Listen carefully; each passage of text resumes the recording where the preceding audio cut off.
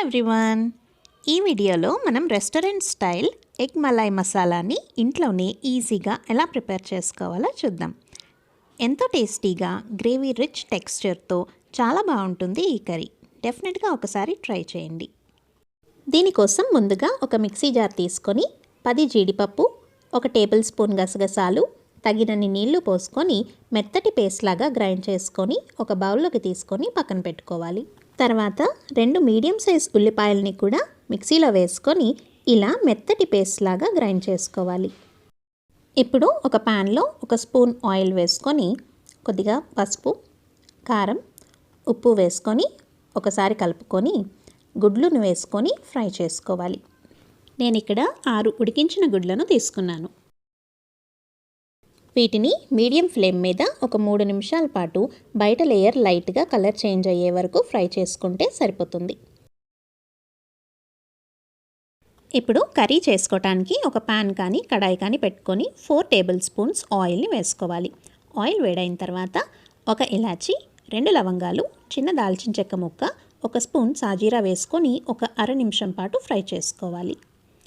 తర్వాత మనం ముందుగా మిక్సీ చేసి పెట్టుకున్న ఆనియన్ పేస్ట్, అలానే 2 పచ్చిమిరపకాయల్ని ఇలా సన్నగా చీలికలుగా చేసుకొని వేసుకోవాలి.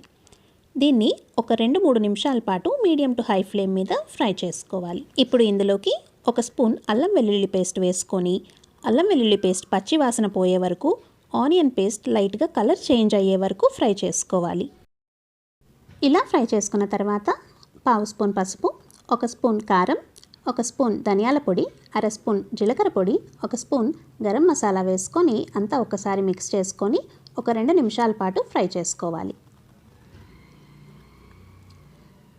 ఇలా ఫ్రై చేసుకున్న తర్వాత దీనిలోకి 1/4 కప్ పెరుగుని యాడ్ చేసుకోవాలి. ఇదంతా ఒకసారి చక్కగా మిక్స్ చేసుకొని ఒక 3 నుంచి 4 నిమిషాల పాటు కుక్ చేసుకోవాలి. ఇలా ఆయిల్ సెపరేట్ అయిన తర్వాత మనం ముందుగా రెడీ చేసి పెట్టుకున్న జీడిపప్పు గసగసాల పేస్ట్ని ఇందులోకి యాడ్ చేసుకోవాలి.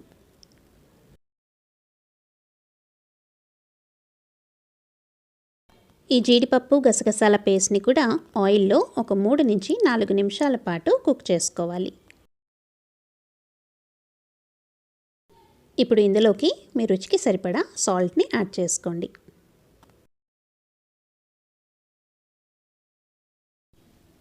ఇప్పుడు మనకి కావలసిన గ్రేవీ థిక్నెస్కి అనుగుణంగా వాటర్ని యాడ్ చేసుకొని ఒకసారి అంతా చక్కగా మిక్స్ చేసుకొని మూత పెట్టుకొని 7-8 నిమిషాల పాటు దీన్ని కుక్ చేసుకోవాలి.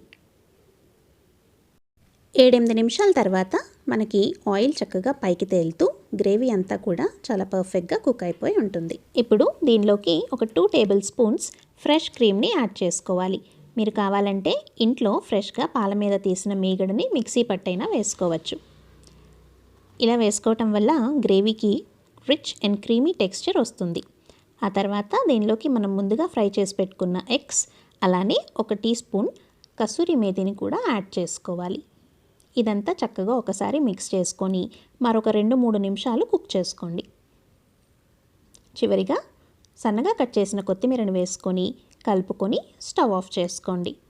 ఎంతో టేస్టీగా ఉండే ఈ ఎగ్ కర్రీ రోటీ, పుల్కా, బగారా, జీరా రైస్ దేంట్లోకైనా సరే చాలా బాగుంటుంది. డెఫినెట్గా ట్రై చేయండి.